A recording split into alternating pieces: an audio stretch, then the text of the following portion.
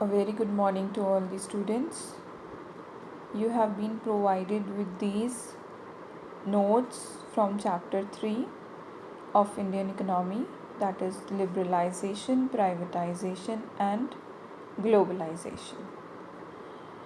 So the third chapter, actually how we come to this, every chapter from Indian economy has been in connection to each other. In the first chapter we talked about what happened before the independence or during the British rule. Then, in the second chapter, we talked about after the British rule, the policies which were followed by the government. In this chapter, after following the policies for almost 4 decades, these new policies of liberalization, privatization, and globalization, they were implemented in the country in 1991. The government started this policy. 40 years I'm talking about, 1951 to 1990. We followed the policies which we discussed in the chapter 2.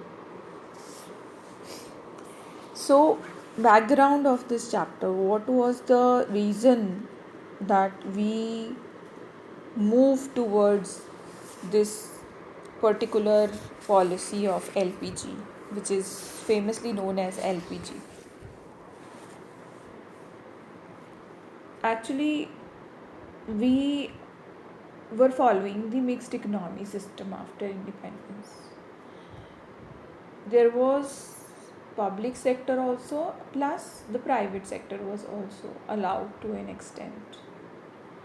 But what happened really, the government took the major role, leading role, but on the same side, the private was not at all played a role in the economy. That is the main reason that we lag behind in these 4 decades, because the private effort was very less. This is believed that collective consciousness is very important for a nation. Only government cannot move economy on the path of growth. It is every individual that counts, every person, that effort he is putting into the economy is very, very important. That is why we fail in these years. We were not able to achieve a remarkable progress. The reason is the government is not the only thing that can move the nation forward. Everyone has to contribute.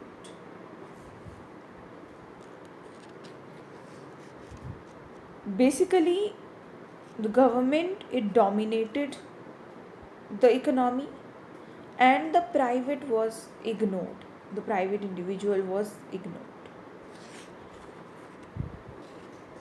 Now, if we see causes of economic crisis,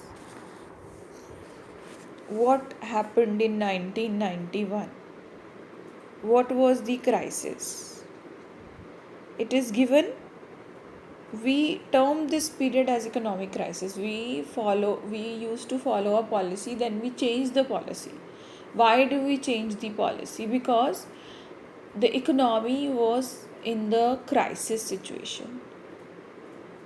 It was such a difficult time for the country that we have to approach the International Bank of Reconstruction and Development, which is known as World Bank, and IMF, to receive loan. We could not carry on without that loan. So this was known as the crisis of the country. Now, in this situation of crisis, we were now moving on the path of LPG policy to bring the country out of this crisis. Reasons responsible for bringing the country to this point were the government sector was not able to perform well. That is the very important reason. Huge losses were there in the public enterprises. Public enterprises means government owned companies we are talking about. We had huge deficit in the balance of payment. Means our imports were much more than that of exports. We were paying more foreign exchange than earning. Inflation, that is rise in price, was very much. Foreign exchange reserves, they fall to the lowest level during those periods of time. The situation was such critical that we were in not in a position to finance imports for more than 2 weeks in the country. That is very difficult time. We had so much of debt on our country. We have borrowed so much money from the other countries and banks and all. There was complete mismanagement from the government side. There were not sufficient revenue from the sources like taxes or government companies. Government expenditure was so much, and the whatever foreign exchange was borrowed from other countries, whatever we borrowed from IMF or other institutions we were borrowing, it was not for the production side, we were borrowing for the consumption. So it was a bad debt. It was debt which was loan which was put on the consumption, which will not generate any income further, put pressure on the country. So these were the reason of crisis as given here in the notes also. Government reason is there, and you will go through all these points. Basically these are the same points in different language. You are requested to refer to Sandeep Garg for the chapters of Indian economy. When you listen to the lecture, after that move towards your book. It will bring you better understanding.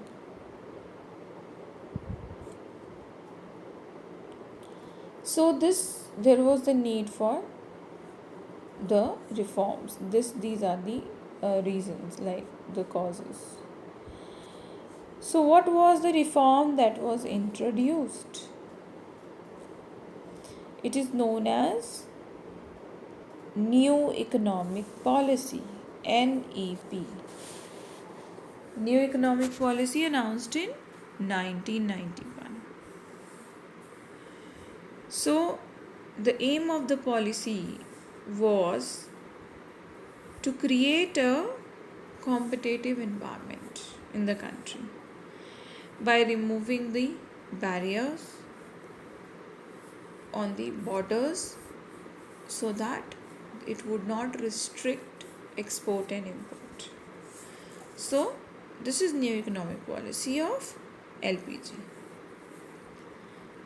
Basically, you can put it into two important categories.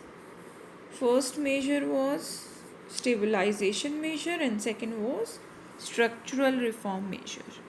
Stabilization means to correct the BOP situation, to control the inflation in the country. Structure measures mean to improve the competition in the country by removing the artificial barriers like quotas and tariffs, which was adopted earlier. So if we move towards the main features are LPG.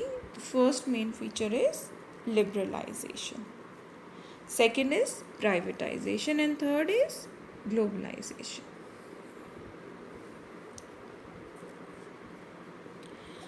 First two policies of liberalization, privatization, they bring about the structural change in the country, and it it these policies helped us to move towards globalization. Always remember the year 1991. What do you understand by the term liberalization? Before 1991, the government adopted a policy of restriction in India. Restrictions in the sense there were restrictions on the growth of industries, for example, in the form of licensing. There were import and export restrictions in the country. We were not allowed to have so much imports. There were restrictions on the basis of more taxes like tariff, and there were restrictions in the form of quotas. These were the restrictions. Now, foreign exchange also had many restrictions. This liberalization means removal of restrictions, such restrictions on the, for example, private sector. What it involves the government's control on the private investment, so that there is more competition in the economy.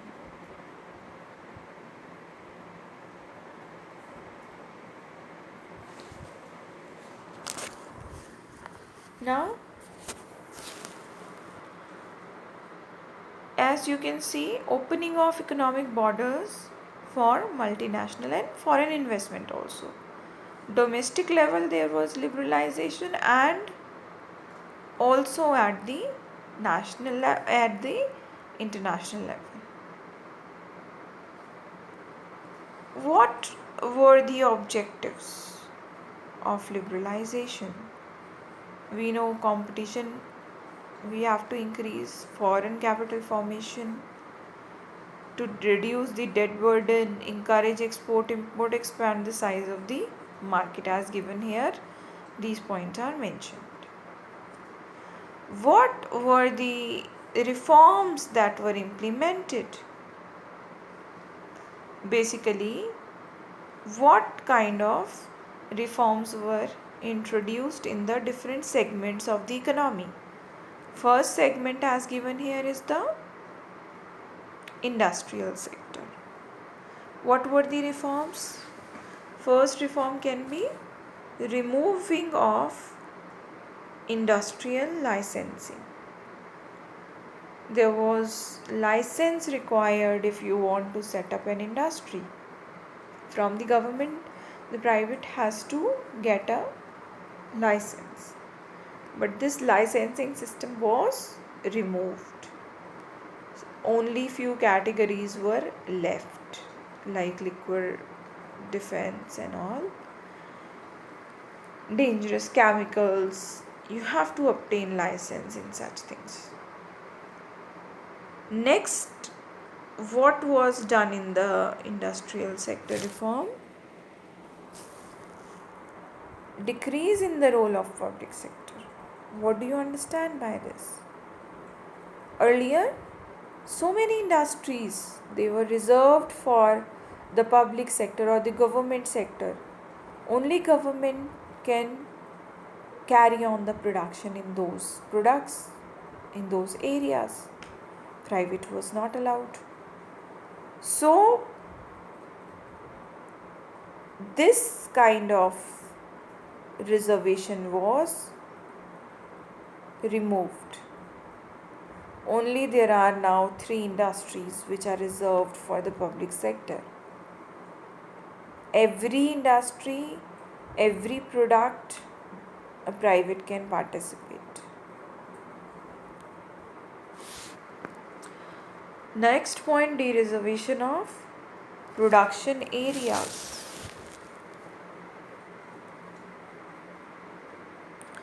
It means de-reservation, we mean many goods were actually reserved for the production by the small scale industries, small industries.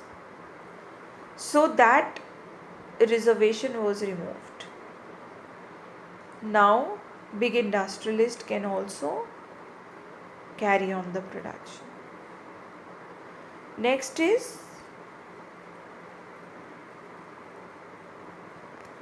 expansion of production capacity. Now the government gave the permission to the private. Earlier, the private has to go for government permission in case of it wants to expand the production or diversify the product or set up a new industry. They have to get the permission, but now this was allowed. Freedom to import capital goods. So this was also given. This was also a relaxation. Earlier it was not there. So these were the important reforms which were taken care in the industrial sector.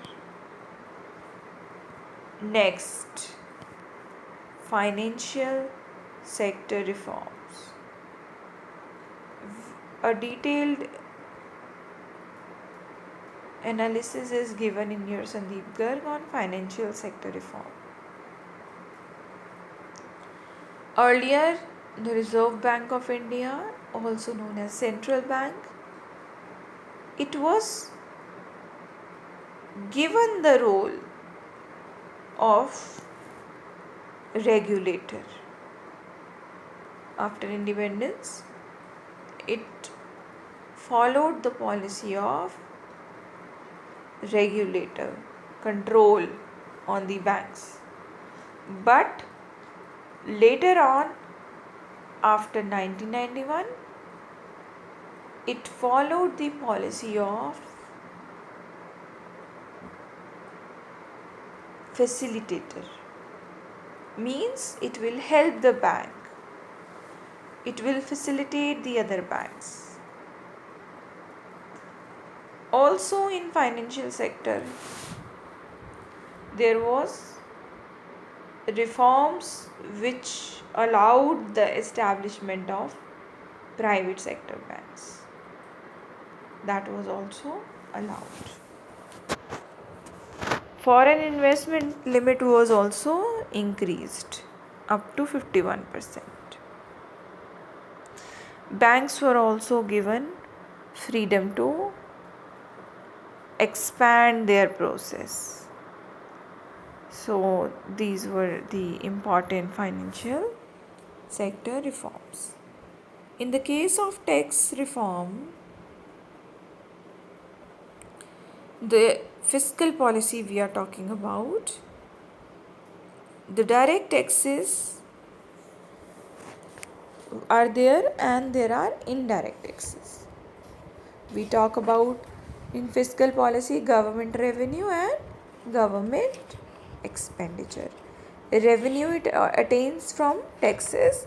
Taxes can be direct and indirect. What were the tax reforms introduced? Taxes were reduced, indirect taxes were reduced, direct taxes were removed, and the process of submitting the tax by the taxpayer was made simple so that there is no problem to the people. Next, foreign exchange reforms. What happened when India took the loan? India was then made to devalue their currency, devalue rupee according to the international market or according to the foreign exchange rate, you can say. Market, second point is market determination of exchange rate was made. Earlier the government decided the value of rupee, now it was market determined. So it actually encouraged the exports from the country. Last reforms were done in the sector of trade and investment policy reforms. Huge restrictions were there on the export import. These restrictions actually reduce the efficiency and competitiveness of domestic economy. So what were the reforms taken care? Removing the quantitative restriction on export import, removing of export duty, reduction in import duties, and relaxation in import licensing system. These were all the main reforms introduced in your trade and investment policy reforms. Students, I will just wind up this now. Today we talked about India after 40 years of independence and different policies which was taken care, and we were able to discuss liberalization under this, and rest of the other topics we will discuss next time. Go through it from your Sandeep Garg. Always look for your back exercise, 1 mark questions, fill ups, true false, and MCQs. Follow the back exercise from your books, and if you have doubts you can ask your queries. Thank you, students.